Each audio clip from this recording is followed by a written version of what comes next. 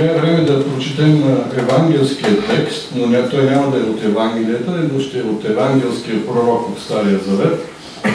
Нека да прочете текста, нека слушаме внимателно. Знаете, това е едно пророчество за Господ Исус Христос и най-вече за Неговите страдания. Миленка, заповядай.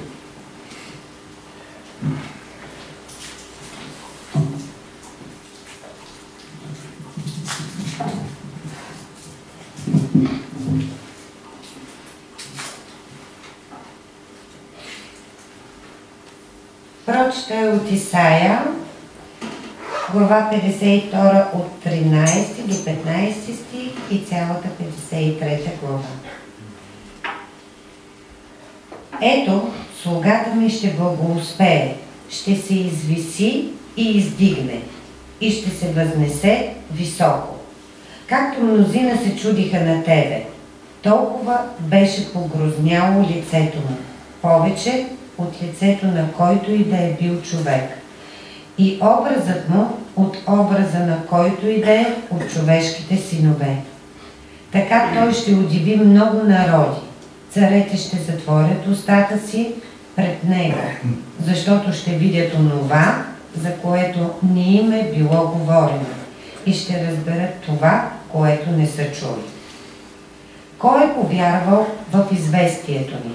И на кого се е открила мишцата на Господня? Защото израсна пред него като клонка и като корен от суха земя. Нямаше благообразие, нито приличие, за да го гледаме, нито красота, за да го желаем. Той беше презрян и отхвърлен от хората, човек на скърби и навикнал на печал. И както човек, от когото хората обръщат лице. Презрян беше и за нищо не го счетохме. Той наистина понесе печалта ни и със скърбите ни се натовари, а ние го счетохме за ударен, поразен от Бога и наскърбен. Но той беше наранен поради нашите престъпления, беше бит поради нашите беззакония. Върху него дойде наказанието, донасящо нашия мир. И с неговите рани ние се изцелихме. Всички ние се заблудихме, като овце. Отбихме се, всеки в своя път. И Господ възложи на него беззаконието на всички ни. Той беше огнетяван, но смири себе си и не отвори устата си. Както агне, водено на клане, и както овца, която не издава глас пред стригачите си, така той не отвори устата си. Чрез огнетителен съд беше грабнат, а кой от неговия род разсъждаваше, че беше изтръгнат от сред земята на живите, поради престъплението на моя народ, върху който трябваше да падне ударът. И определиха гроба му между злодеите, но след смъртта му пребогатия, защото не беше извършил неправда, нито имаше измама в устата му. Но Господ благоволи той да бъде бит, предаде го на печал, когато направиш душата му принос за грях. Ще види потомството, ще продължи дните си, и това, в което Господ благоволи, ще успее в ръката му. Ще види плодовете от труда на душата си и ще се насити. Праведният му слуга ще оправдае мнозина, чрез знанието им за него, и той ще се натовари с беззаконията им.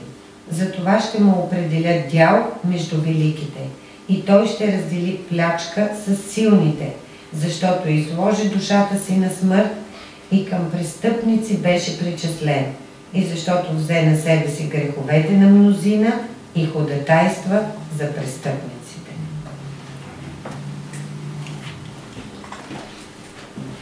Благодаря. Предполагам, че никой не може да остане така кървосърдечен, когато слушаме тези думи. Всички знаете, че пророк Исаия, това беше част от 52 и цялата 53 глава, пророк Исаия пише няколко стотин години преди Христос въобще да се появи. И това, което чухме, е едно от най-точните пророчества за самият Господ Исус Христос и за Неговите страдания. Вижте колко точно след смъртта му при богатия, знаете, гробницата от кого беше дадена. Знаете, че по време на смъртта му беше причислен към злодеите, към престъпниците. И колко много други неща са описани тук от пророк Исаия, вдъхновен от Бога, от Божия дух, за да напише тези неща стотици години преди идването на Христос, за да могат хората все пак да го разпознаят, когато дойде. Тъй като днес е Разпет и Петък, знаете, на Запад му казват Добър Петък, може би за това да говорим някой път, защо му казват Добър Петък. Аз ще прочета само един стих от Евангелието на Лука, от 23 глава, който Лука описва всички събития, свързани с разпятието на Христос. И той казва следното, в 33 стих на 23 глава. И когато стигнаха на мястото, наречено Лобно, там разпнаха него и злодейците, единия от дясно, другия от ляво. Нека да ви кажа нещо за това лобно място. Знаете ли оригиналният текст точно какво означава? Спомняте ли си? Когато стигнаха до място, наречено Череп. Така са наричали хълма, на който е разпнат Христос. Може би, повечето изследователи смятат, че може би заради формата на самия хълм, който е приличал на череп, или може би заради това, че там се извършвали много екзекуции и имало човешки кости, които са били наоколо. Но каквато и да е причината, това е оригиналният текст ни казва череп, дори лобно място, знаете, че лоб е чело, дори ние така сме го възприели на български език, и така е казва и в нашия език. Нали знаете, че има едни такива символи, на които има нарисуван череп и отдолу кръстосани кости. Къде ги забелязваме тези неща? На всички неща, които са отровни. На всички неща, които са опасни. По разни варели с препарати, които могат да навредят на здравето на човека, които са, може би, взривоопасни, но най-вече могат да навредят на хората или на животните, или на посевите. Знаете, че това е пиратския символ от едно време по корабите, байрака на кораба с черепа и приплетените кости. Но така или иначе в днешно време, може би, аз съм забелязал на много места това изображение, череп с кости, върху тениски, върху шапки, някои си го татуират явно, за да покажат или че не се страхуват въобще от смъртта, или че са достатъчно силни, или просто да покажат, че реда обществения много не им пречи да го нарушават и те ще го правят това. Или по принцип, като погледнеш един такъв символ, череп и кости, то всява малко притеснение, поне малко притеснение. Хайде, да не е страх, но притеснение. Но мисля, че всички хора носим този отпечатък върху себе си. Носим отпечатъка на смъртта, на греха върху себе си. И много често, да не кажа всички хора, като някои, както споменах, си татуират череп и кости, за да покажат, че са нещо по-различно и че не им пука, както те се изразяват от нищо, много често и ние искаме да водим живота си, без да бъдем ограничавани от някакви правила или от Бога. Колко много и между вярващите се среща точно това разбиране. По един или по друг начин в нас има един бунтовник, който иска да се противопостави на това, което Бог е определил за правилно. И как можем ние да се измъкнем от властта на това разбиране? Или, да го кажем още по-точно, да се измъкнем от властта на черепа и кръстосаните кости, които са причинени от греха в живота. Ние като християни постоянно говорим за грях. Няма начин да не говорим за грях. Така сме родени, носим си го греха в себе си, освен греховете, които извършваме, рано или късно. Но Когато виждаме, че Исус се изкачва по хълма, наречен череп, както споменах, историците ни казват, че по този хълм много често са се виждали разхвърлени човешки кости от предишни екзекуции, които са се извършили обичайно там, от римската власт. Много често ние сме под проклятието точно на този символ. И той не е толкова символ, колкото реалност в нашия живот. Така че ние също носим черепа на Адам, от Адамово време още. И не можем да избягаме от силата на това. Исус беше безгрешен, всички го знаем. Онова, което той направи, че този белег, тази перманентна татуировка върху нашите чела, той е поел върху себе си и е изтринал пълно от нас. Днес четах нещо много хубаво във връзка с смъртта на Христос и го препубликувах във Фейсбук, за да го получат повече хора. Колко е важно да разберем какво се е случило с Христос точно на кръста. Той е страдал. Много екзекуции по подобен начин са се извършвали. Кръстна смърт, тя е разпространена. Мъчителна и бавна смърт. Но той беше оставен сам. Абсолютно сам. И може би онова, което най-тежко е преживявал в тези мигове преди смъртта, е, че той беше изоставен от своя отец. Изоставен от своя отец. Цялата Вселена го беше изоставила. Вселената, която той беше създал. Да оставим на страна, въпреки че не бива нашите грехове. Отец се отвърна от него. Не случайно той се моли: Боже мой, защо си ме остави? Исус се страхуваше от това, което трябва да преживее. Може би не толкова от болките, от пироните, от бичуванията, колкото от това да е оставен сам. Защо беше оставен сам? Защото Исус беше грешен. Грешен! Виждате ли колко парадоксално звучи Исус да е грешен? Ами грешен е заради мен и заради теб. Заради всичко това, което ние вършим. Но на хълма, наречен черепа, в Исус влезе нашия грях и нашата смърт. И въпреки че се страхуваше, той не се спря. Той извърши делото си до край. Той поема този знак, черепа и костите, и животът му на този свят, на тази земя, приключва. Смъртта му нанася абсолютна вреда. Той, образно казано, изпива чашата с отровата до края. Чашата, на която има символа на черепа и костите. Може би сте чули, но последните 2-3 седмици доста се говори за едни гасеници, които са плъзнали по Боровите гори, с странното име процесионки. Наричат ги така, защото са доста дълги и се движат една след друга, като в процесия, и затова ги наричат така. Ако видите във Борова гора това лято, заобикаляйте ги отдалече, защото ако ги настъпите, те отделят, а и да не ги настъпите, дори да ги подушите само, отделят разни неща, които са много отровни, и хората, които са алергични, заплашени на живота, едва ли не има кучета, домашни кучета, които са умрели от това. Те са токсични. Точно както грехът е токсичен и не убива бавно или бързо, и Бог изчиства това.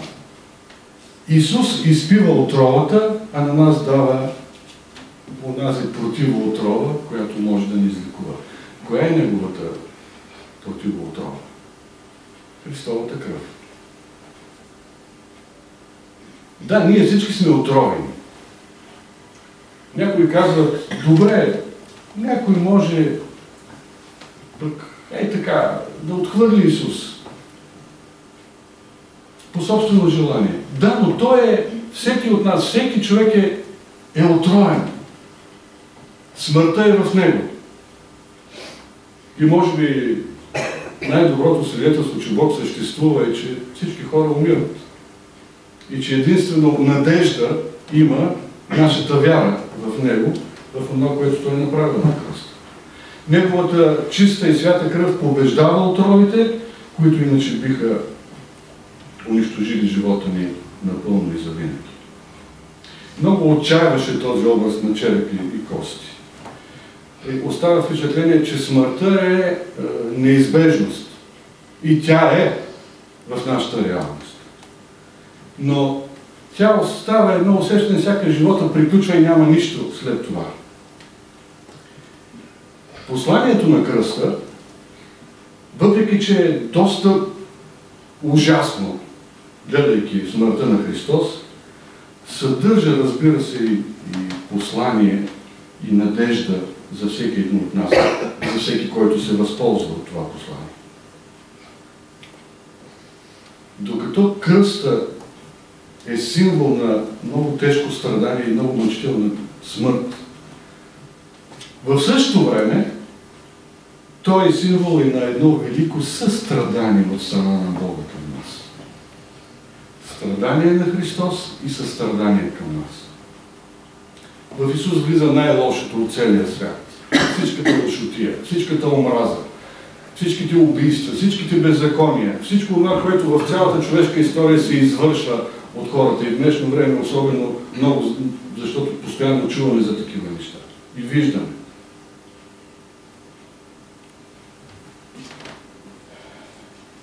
Можем ли да отхвърлим една такава жертва?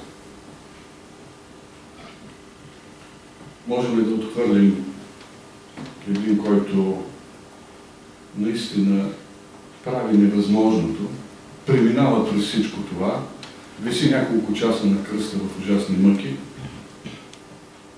за да имаме ние надежда. Много правилно е казано, безумният рече в сърцето си няма Бог. Ако няма Бог, наистина всичко е безнадежда. Наистина, нищо няма смисъл. Наистина, смисъл има тук да си поживееш колкото може според човешките разбирания, да не се притесняваш за другите. Всъщност, как се отнасяме към разпятието, зависи от начина, по който гледаме на него. Става дума в началото, че в английски език го наричат добър петък. Апостол Павел пише в първото послание към Коринтяните, в първата глава 18 стих, спомняте си, защото посланието на кръста е глупост за онези, които погиват, а за нас, които се спасяваме, е Божия сила. Ето началото на отговор на това, защо го наричат добър петък. Ами защото за много хора то е глупост. Защо някой ще умре за другите? Виждали сме много и в нашата българска история на много хора, които са загинали за свободата ни, за това България да просперира. И съвсем с разбиране са дали живота си най-скъпото. Само като погледнем на нашите възрожденци и революционери от това време, аз много съм се интересувал, съм чел и биографиите им, и историите им, колко чисти хора са били голяма част от тях. И с ясното съзнание са си дали живота, за да има нещо, да се случи нещо добро на този народ. Когато Исус умира, много хора са смятали, че това е глупаво. И когато нашите революционери са умирали, някои други са се скатавали и са смятали, ето и глупаци, след това ние ще вземем властта. И както е станало, разбира се. Смятат, че те са глуповеци. Да, когато не се възползваш, когато не приемеш, когато не разбереш, че когато Христос страда на кръста, страда заради теб самия, заради мен самия, то наистина посланието на кръста изглежда глупо. Но апостолът казва, а за нас, които се спасяваме, то е Божия сила.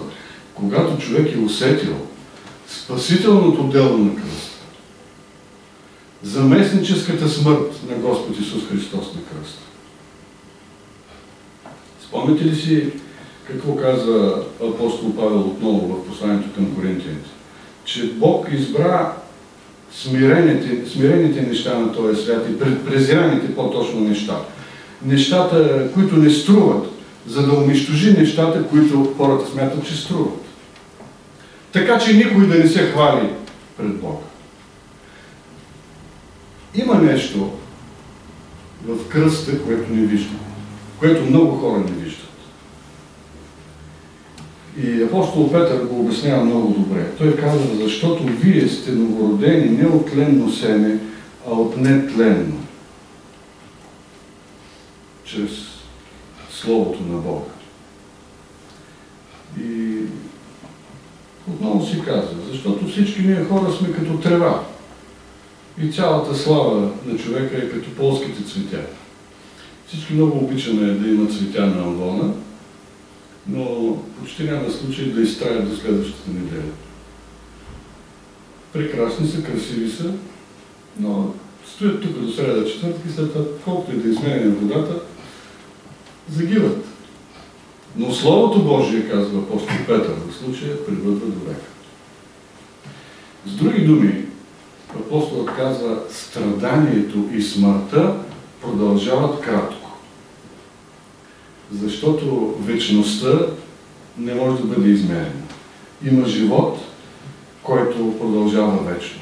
Така че ние трябва да насочим погледа си не към това, което се вижда, това, което е невидимо, както казва апостола, защото видимото е временно, а невидимото вечно. Нашите очи толкова много са погълнати от материалното, от това, което се вижда, физическото, и напоследък пък виждаме и новините започват с това, дори да не е нещо толкова страшно, нали, за да привлекат вниманието, започват с най-лошите новини. Все нещо е станало, все някой убит, все катастрофа е станала, все пожар някъде, все наводнение. И си казваме, ето колко много кръв се пролива, колко много смърт, излишна смърт. И когато говорим за Спасителя, много хора си казват, умря там, какво да направи? Добър човек е бил. Четах нещо от Макс Лукадо, един известен християнски автор, който ми е написал нещо като алегория, една измислена история за ангел, който се опитва, Божий ангел, който се опитва да намери друг начин за спасение на хората. А не чрез смъртта на Господ Исус Христос. И отива на хълма, подрежда нещата в главата си, иска да нещата да бъдат малко по-различни. И той вижда обаче, нещата се случват, три фигури, разпънати на кръст, главите им хрумнали, стенат и тримата, отстрани стоят онези фарисеи и всякакви други, арогантни и самонадеяни, мислещи, че правят нещо. Жените стоят в скръб потънали, сгушени в подножието на хълма.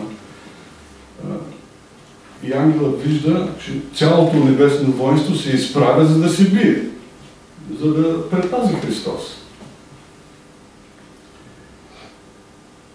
Цялата вечност, както казва Макс Лукадо, се вдига, за да запази Христос. Но Творецът, Бог Отец, не дава заповед на своите ангели. Казва, това трябва да се случи. И се оттегля. Ангелът отново, Господи,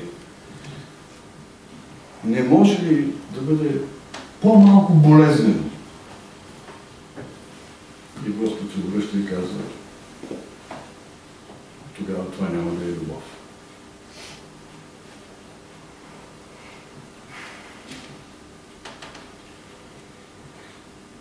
Точно поради тази любов, показана към нас, можем да наречем петъка добър и велик. Не така се казва Велики петък. В българската традиция поне така се казва. Евангелист Марко каза в своето Евангелие: защото дори човешкият син не дойде да му служат, но да служи и да даде живота си като откуп за мнозина. И така, мили брати и сестри, въпросът е какво правим ние с Христос. Всички, може би всички тук можем да кажем, че имало период или момент в нашия живот, както сестра Мини спомена, в който сме приели, че това се случва за нас самите.